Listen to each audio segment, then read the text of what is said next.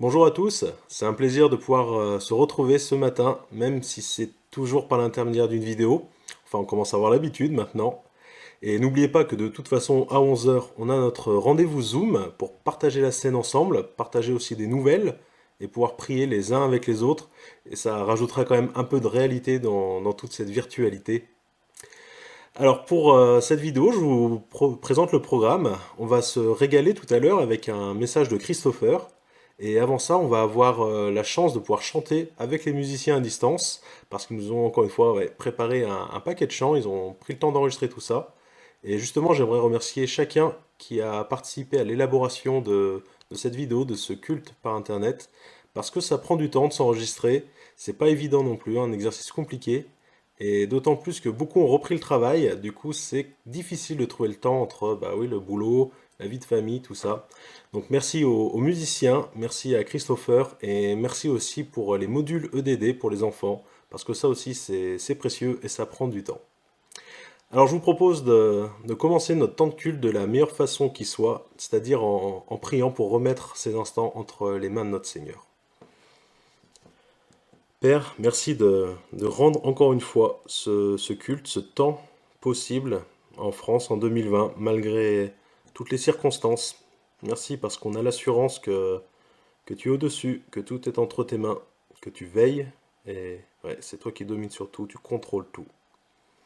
Et ce matin, on veut te demander, oui, de nous visiter, de nous préparer un temps ensemble où on peut s'arrêter pour regarder à toi et rien qu'à toi, pour te contempler dans tout ce que tu es et t'adorer.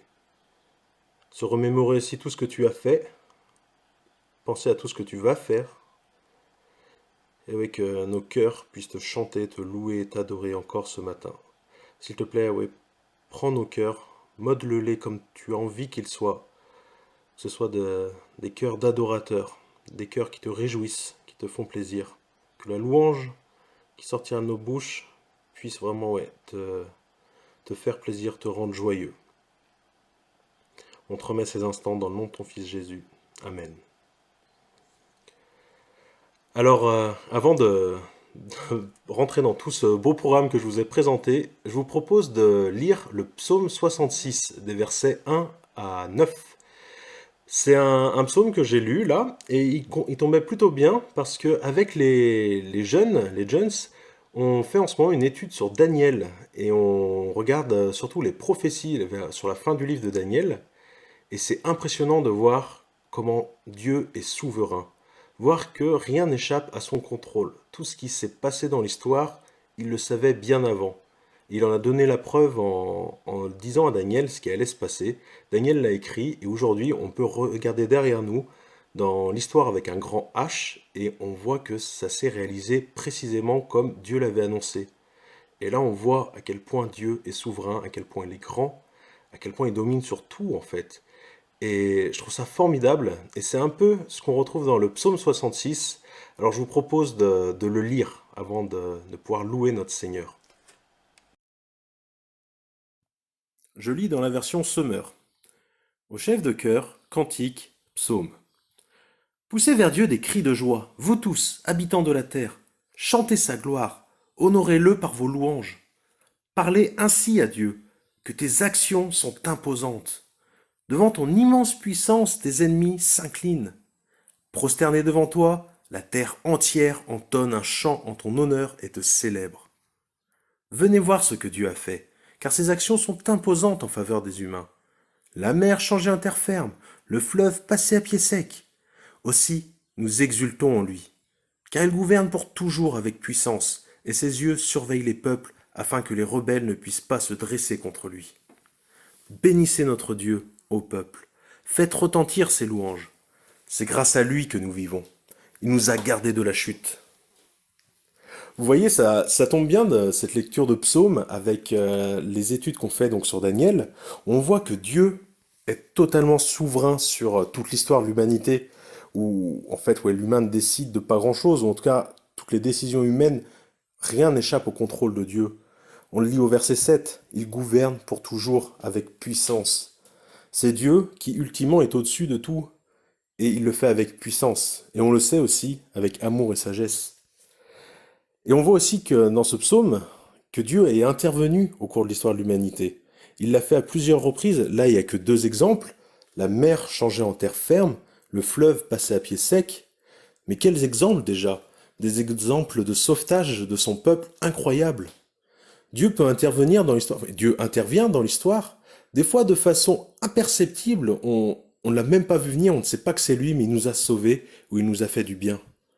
Et des fois, c'est des choses énormes, des miracles, des grandes démonstrations de sa puissance. Comme là, la mer changeait en terre ferme. Imaginez vous retrouver devant ce spectacle. C'est incroyable. On tombe à genoux devant Dieu et sa puissance. Et c'est un peu ce que le psalmiste essaye de susciter là en nous. Il voudrait qu'on se rappelle tout ce que Dieu a fait dans l'histoire de l'humanité, tous ses hauts faits, et aussi peut-être dans nos vies personnelles, qu'on puisse prendre un temps pour se remémorer toutes les actions où Dieu est venu, il est intervenu dans nos vies. Peut-être des fois des choses cachées, hein, sous le masque du hasard, on peut trouver l'intervention de Dieu. Et des fois des choses énormes, des choses grandes, où on sait avec certitude que c'est Dieu qui était là et qui a fait cette chose. Et avec tout ça, on pourra louer Dieu, ouais, pour sa puissance, pour son règne, ouais, c'est le fait que ce soit lui qui gouverne, qui est au-dessus de tout, sa royauté ultime. Et tout ça nous pousse à plier le genou devant lui, à lui rendre gloire. Ce psaume nous dit que même la terre lui rend gloire. Et aucun de ses ennemis n'ose s'opposer à lui. Daniel nous parle de beaucoup d'hommes qui ont essayé de s'opposer à Dieu, et certains vont réussir pendant un temps, mais au bout d'un moment, Dieu les brise toujours. C'est jamais eux qui gagnent. À la fin, c'est toujours Dieu. Et le gros argument aussi pour le louer dans ce psaume, c'est le verset 9. C'est pour ça que je suis allé jusque-là. C'est grâce à lui que nous vivons. Il nous a gardés de la chute. Mais le développement de ce verset, je vais le réserver pour tout à l'heure, pour le temps de scène, juste avant pour l'introduire. En attendant, ouais, je vous invite à prendre un temps de pause où chacun va pouvoir se rappeler des actions de Dieu dans l'histoire, qu'on les ait lues dans la Bible, qu'on les ait vues dans des livres d'histoire, ou peut-être même dans nos vies, que chacun puisse prendre.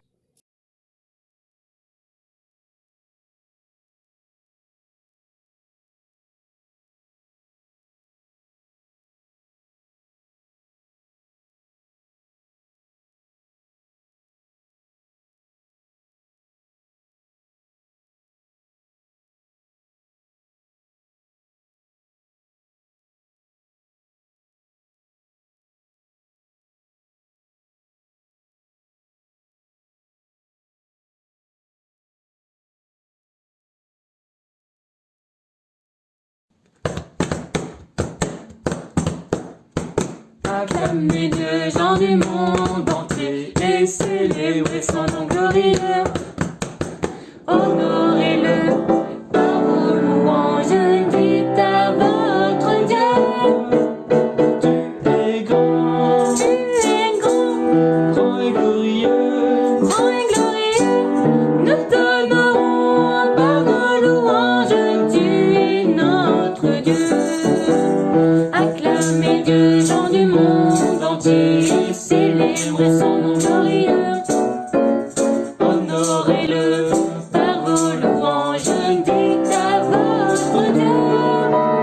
Tu es roi, fort et redoutable, nous t'honorons par nos louanges, tu es notre Dieu.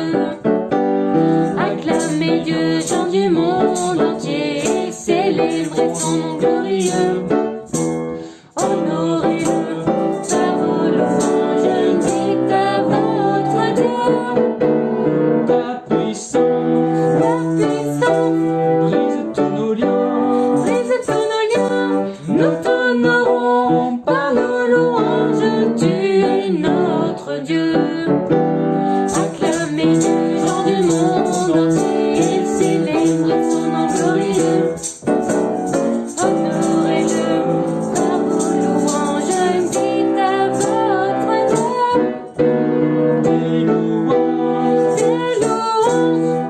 Tes louanges éclatent d'honneur,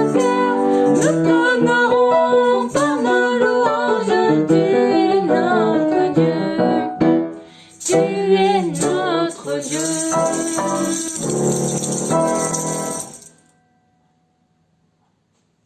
Voilà.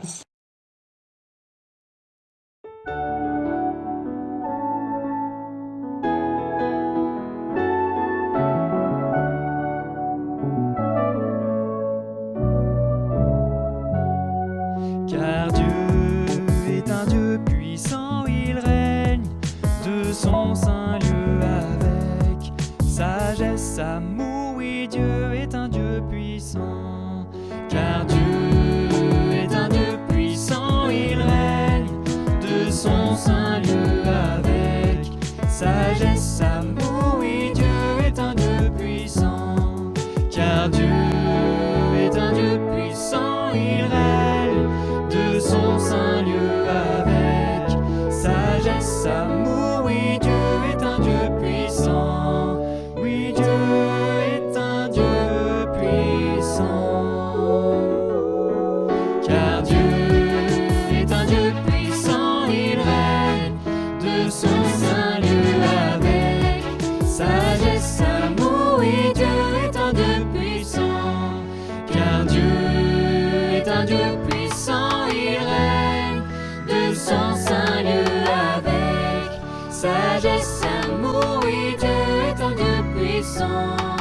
Car Dieu est un Dieu puissant, il règne de son saint lieu avec sagesse, amour. Oui, Dieu est un Dieu puissant. Oui,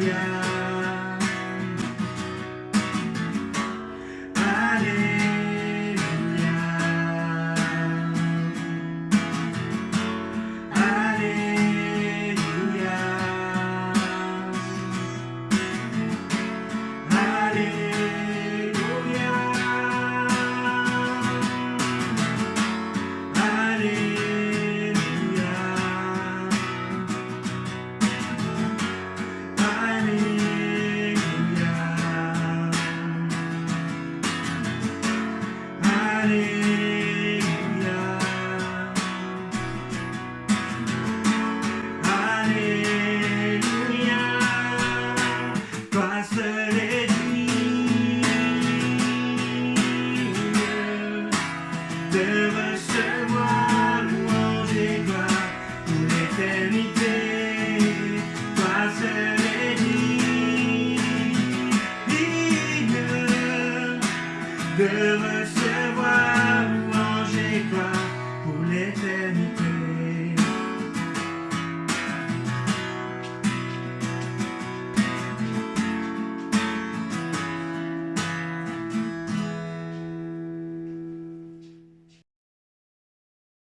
Bonjour à tous, j'espère que vous allez bien. Voilà, on est au temps du message et j'aimerais vous partager un petit livre. Pourquoi Dieu permet-il la souffrance?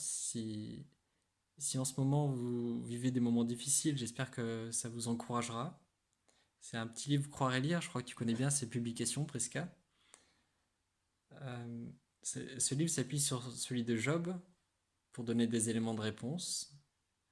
Et elle s'adresse aux chrétiens qui est éprouvé. Ben, on sait qu'en tant que chrétien, on sera éprouvé d'une manière ou d'une autre. On a des échecs, que ce soit dans les études, que ce soit pour le permis de conduire, que ce soit une maladie, que ce soit le décès d'un proche.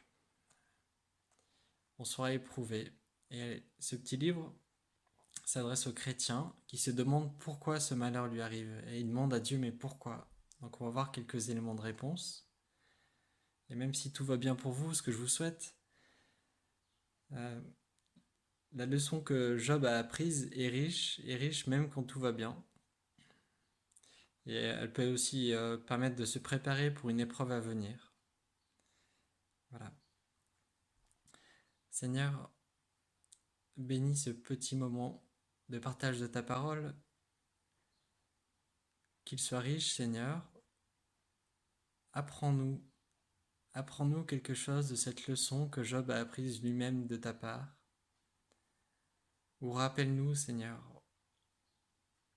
Parle à nos cœurs par ton esprit. Amen. Voilà, pour commencer, on va faire un rapide survol du livre de Job. Job est quelqu'un de très pieux. Il semble exemplaire. Et Dieu l'a beaucoup béni sur la terre. Dieu lui a donné une femme, des enfants et beaucoup de biens. Puis un dialogue dans le ciel nous est rapporté entre Dieu et Satan. Dieu semble être fier de Job, mais Satan accuse Job de bien se conduire par intérêt. Satan lance un défi à Dieu. Touche à ce qu'il possède, et il te maudira en face, j'en suis sûr. Avec l'accord de Dieu, Satan va retirer à Job ses biens, ses fils, ses filles, puis sa santé. Job a tout perdu subitement. C'est très douloureux pour Job. Mais Job refuse de maudire Dieu.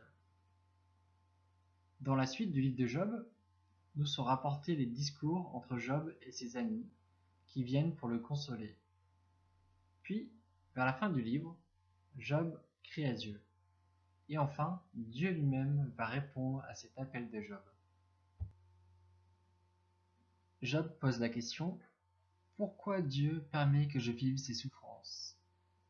Dans un premier temps, nous allons voir les réponses humaines, celles que les amis de Job lui apportent. Puis on va voir le point de vue de Job. On va voir après le point de vue de celui qui a écrit le livre de Job. Et puis dans un deuxième temps, on va voir quelle est la réponse de Dieu. Job est dans la souffrance et il a des réponses humaines qui lui sont apportées. Il y a ses 3 premiers amis qui viennent le consoler. En fait, ils n'arrivent pas du tout à le consoler. Au contraire, ils le mettent en colère parce qu'ils lui disent: si aujourd'hui tu souffres, c'est parce que hier tu as péché. Dieu, il est en colère contre toi et là, il te juge. Voilà. Par exemple, Eliphaz lui dit: Cherche dans ton souvenir. Quel est l'innocent qui a péri? Quels sont les justes qui ont été exterminés? Pour moi, je l'ai vu. Ceux qui labourent l'iniquité et qui sèment l'injustice en moissonnent les fruits. Ils périssent par le souffle de Dieu. Ils sont consumés par le vent de sa colère. Les amis de Job lui disent: tu moissonnes ce que tu as semé. Et quand on regarde à leur argument, eh ben, dans l'absolu, c'est vrai. la souffrance n'existerait pas si l'homme n'avait jamais péché. Il serait encore dans le jardin d'Éden, jardin des délices de Dieu, il n'y aurait pas de souffrance. Mais l'homme a péché, alors il se trouve dans un monde déchu, et il peut vivre des souffrances comme celle de Job. Et même d'un point de vue particulier, un péché donné peut correspondre à un jugement donné. Par exemple, quand le roi David commet adultère avec Bathsheba, là il a péché, et le jugement est direct, l'enfant qui naît de cet adultère meurt.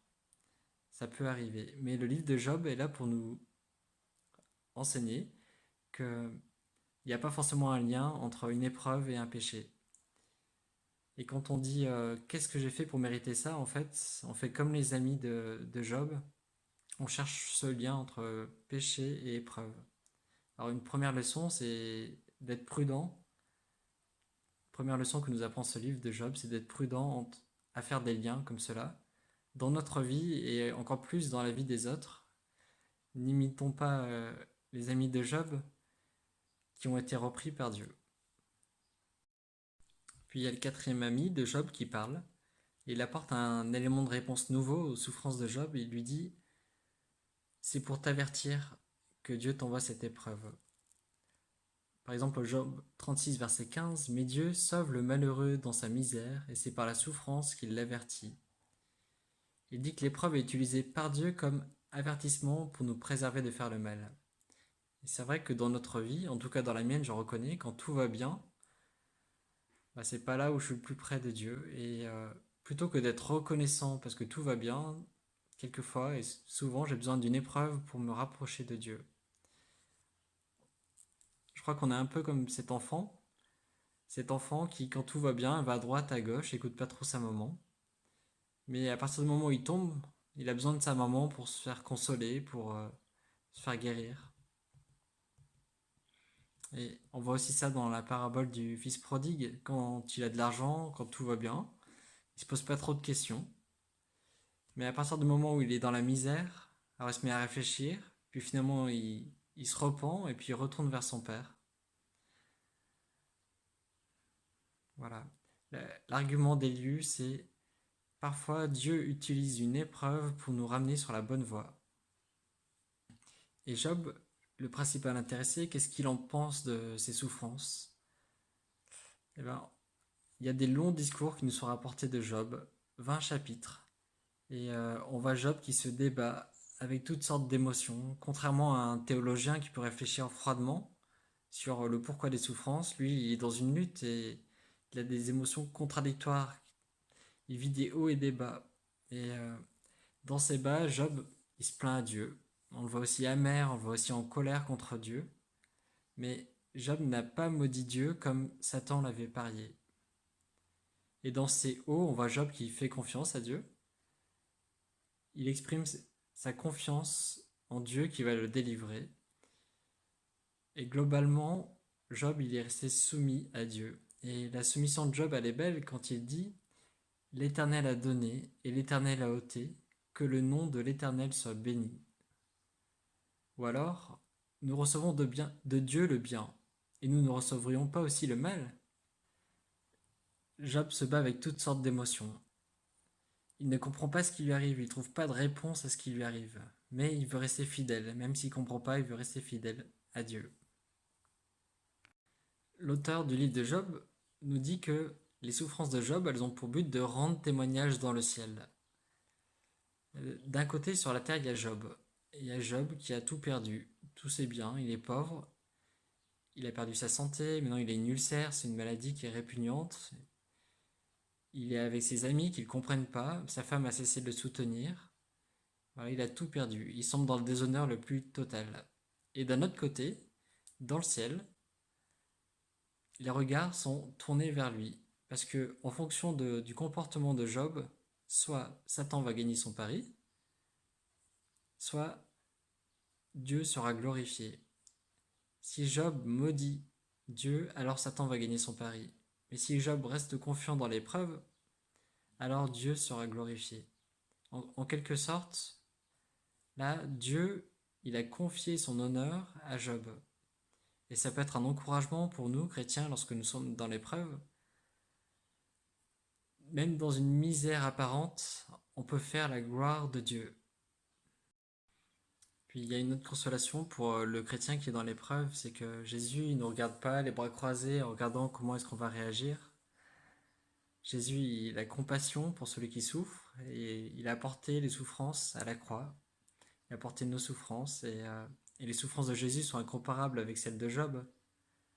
Même si les souffrances de Job étaient énormes, Jésus, lui, a souffert volontairement pour des souffrances qui n'étaient pas pour lui mais pour nous. Jésus, lui, a connu l'abandon de Dieu. C'est que par les souffrances de Jésus que nous, aujourd'hui, nous pouvons avoir le pardon de nos péchés. Voilà, maintenant on va voir la réponse de Dieu aux nombreuses questions de Job. Job, pendant 20 chapitres, il n'a pas arrêté de poser des questions à Dieu. Et il lui a demandé, mais pourquoi je dois vivre ces souffrances? Et pourquoi tout réussit aux méchants? Qu'est-ce que moi j'ai fait pour mériter ça? Et Job demande des explications à Dieu. Et c'est le moment de la réponse de Dieu. Et étonnamment, Dieu va répondre à Job par des questions. Je vais te poser des questions, et tu me donneras des explications. Où étais-tu quand je plaçais la terre sur ses fondations? Si tu sais la vérité, renseigne-moi. Qui a décidé ces dimensions? Est-ce que tu le sais? Qui a tendu la corde pour la mesurer? Les piliers qui portent la terre s'enfoncent sur quoi? Qui a posé sa dernière pierre? Quand les étoiles du matin chantaient tout ensemble, quand les habitants du ciel lançaient leurs cris de joie. Quand la mer est sortie en jaillissant du ventre de la terre, qui a fermé les portes pour la retenir? C'est moi, et je l'ai couverte de nuages. Voilà, et ça continue comme ça pendant 4 chapitres. Dieu répond à aucune question de Job, mais il lui parle de la terre, du ciel, des étoiles, de la mer, de la neige, de la grêle, des éclairs. Dieu montre aussi à Job combien il prend soin de chacune de ses créatures. En particulier, il fait l'éloge du crocodile et de l'hippopotame. On dirait que Dieu fait un hors-sujet. En fait, Dieu révèle là qu'il est le maître absolu de la terre. Il révèle là aussi sa bonté envers chacune de ses créatures. Et sur Job, ça a un effet immédiat. Job dit, « Voici, je suis trop peu de choses. Que te répliquerai-je » Job reconnaît qu'il n'est pas digne de demander à Dieu, mais pourquoi? Job reconnaît qu'il n'est pas digne de demander à Dieu des comptes sur ce qui lui arrive. Non, il reconnaît la grandeur de Dieu. Je reconnais que tu peux tout, et que rien ne s'oppose à tes pensées. Oui, j'ai parlé sans les comprendre, de merveilles qui me dépassent et que je ne conçois pas. Mon oreille avait entendu parler de toi, mais maintenant mon œil t'a vu. C'est pourquoi je me condamne, et je me repens sur la poussière et sur la cendre. Job reconnaît la grandeur de la souveraineté de Dieu. Mais Dieu, là, a révélé sa puissance à Job. Et d'ailleurs, Job dit, « Mon œil t'a vu ». Et Job s'est humilié devant ce Dieu si haut élevé. Et Job s'est aussi émerveillé en lui. Et c'est comme si son épreuve était finie. Même si la situation n'a pas changé, déjà, Job est sorti de l'épreuve, apaisé. Il reconnaît qu'il est dans les mains toutes puissantes de Dieu, qui est trop grand pour rendre compte à qui que ce soit de ce qu'il fait. Voilà, l'épreuve est finie. L'histoire se finit bien déjà là. Mais Dieu, dans sa bonté, après cette épreuve, l'a béni encore davantage que ce qu'il avait été jusque-là. Job a de nouveau des fils et des filles. Et puis, il double ses biens aussi. Voilà, c'est une histoire qui finit très bien. Et nous aussi, quand nous sommes dans l'épreuve, comme Job, on peut être apaisé quand on reconnaît qu'on est dans les mains toutes puissantes d'un Père aimant. Quand on est dans les mains de notre Dieu, qui n'est jamais dépassé. Et Dieu, même s'il permet une épreuve, il nous permettra de tenir bon. S'il permet l'épreuve, c'est pour notre bien. Et c'est aussi lui qui arrêtera l'épreuve pour pas que nous soyons éprouvés au-delà de nos forces. On peut avoir cette certitude, il nous l'a promis. Merci Seigneur. Merci Seigneur pour ce que tu as appris à Job et ce que nous apprenons avec lui. Nous reconnaissons que nous sommes tout petits devant toi. Bien sûr, nous n'avons aucun compte à te demander. Nous ne comprenons pas tes plans. Nous ne pouvons pas raisonner avec toi. Merci Seigneur pour ta toute-puissance. Merci pour ta grande sagesse. Merci Seigneur pour ton amour pour chacune de tes créatures.